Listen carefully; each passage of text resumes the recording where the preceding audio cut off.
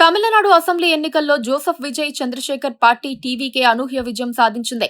సొంతంగా పోటీ చేసి 104 చోట్ల విజయ దుందుబి మోగించింది. ఆ విజయం వెనక వాయిస్ ఆఫ్ కామన్స్ పేరుతో వార్ రూమ్ ఏర్పాటు చేసిన వ్యూహకర్త కపిల్ సాహు ఉన్నారని ప్రత్యేకంగా చెప్పాల్సిన పనిలేదు. చాన్నాళ్లుగా కపిల్ సాహు అదే ఫీల్డ్లో ఉన్నప్పటికీ విజయ్ గెలుపుతో మాత్రమే ఆయన వ్యూహాల స్టార్ అయిపోయారు.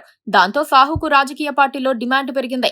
ఆంధ్రప్రదేశ్లో ప్రతిపక్ష పార్టీ వైసీపీ ఇప్పుడు కపిల్ సాహు సాయం కోసం ఎదురు చూస్తున్నట్లు సమాచారం.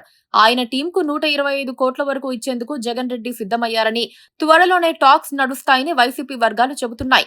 ఎన్నికలకు 3 ఏళ్ల సమయం ఉన్నప్పటికీ కూటమి ప్రభుత్వం బలంగా ఉండటంతో ఇప్పటి నుంచే వ్యూహాలు సిద్ధం చేస్తూ రోజువారీ ఏదో ఒక ప్లాన్ అమలు చేయాల్సిన అనివార్యత ఉందని వైసీపీ అధినేత భావిస్తున్నారు. ఆ ఆలోచన ఆధారంగానే కపిల్ సాహు సేవలను కనీసం 2.5 సంవత్సరాల పాటు వినియోగించుకోవాలని చూస్తున్నారు. వైసీపీ పెట్టినప్పటి నుంచి జగన్ రెడ్డి ఏదో ఒక వ్యూహకర్తల సాయం తీసుకుంటూనే ఉన్నారు.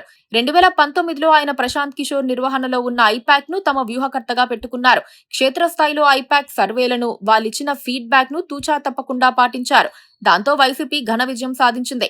ఐపాక్ కు జగన్ రెడ్డి పలుమార్లు కృతజ్ఞతలు కూడా తెలియజేశారు.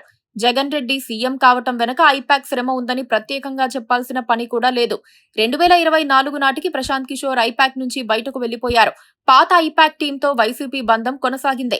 వాళ్లంత సమర్థంగా పని చేయలేకపోవడంతో వైసీపీ ఘోరంగా ఓడిపోయి 11 సీట్లకు పరిమితమైంది. ఓటమికి కారణాలు విశ్లేషించుకున్న జగన్ రెడ్డి ఇప్పుడు దిద్దుబాటు చర్యలకు దిగారు. ఈలోపే తమిళనాడులో తన మిత్రుడు విజయ్ గెలవటంతో ఆయన తరపున పనిచేసిన వ్యూహకర్త టీంను జగన్ రెడ్డి స్టడీ చేశారు. విజయ్ కోసం పనిచేసిన కపిల్ సాహును తమ వ్యూహకర్తగా పెట్టుకోవాలని జగన్ రెడ్డి దాదాపుగా డిసైడ్ అయినట్లు వార్తలొస్తున్నాయి. సాహు ఒకప్పుడు ఐపాక్ లో పనిచేశారు. బయటకు వచ్చిన తర్వాత దేశంలోని అనేక పార్టీలకు వ్యూహకర్తగా ఉన్నారు. విజయ్ గెలవటంతో సాహు స్టార్ తిరిగిందని చెప్పుకుంటున్నారు.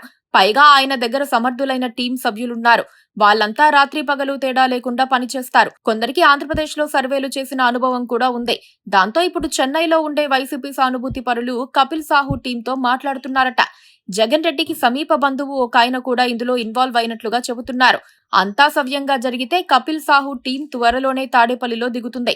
ప్రాథమిక సమాచారం సేకరించే కార్యక్రమానికి తెరతీస్తుంది. ఇక్కడ మరో విషయం కూడా చెప్పుకోవాలి. ట్రంప్ అవినాష్ గా పిలిచే అవినాష్ ఇరగవరపు ఇప్పటికే జగన్ రెడ్డి కోసం ఒక స్థాయిలో పనిచేస్తున్నారు. 2019 ఎన్నికల్లో ఆయన కూడా జగన్ తో ఉన్నారు. మరి జగన్ ఆ ఇద్దరి సేవలను వినియోగించుకుంటారా, లేక సాహుతో పని కానిచ్చేసి అవినాష్ ను సాగనంపుతారా అన్నది చూడాలి.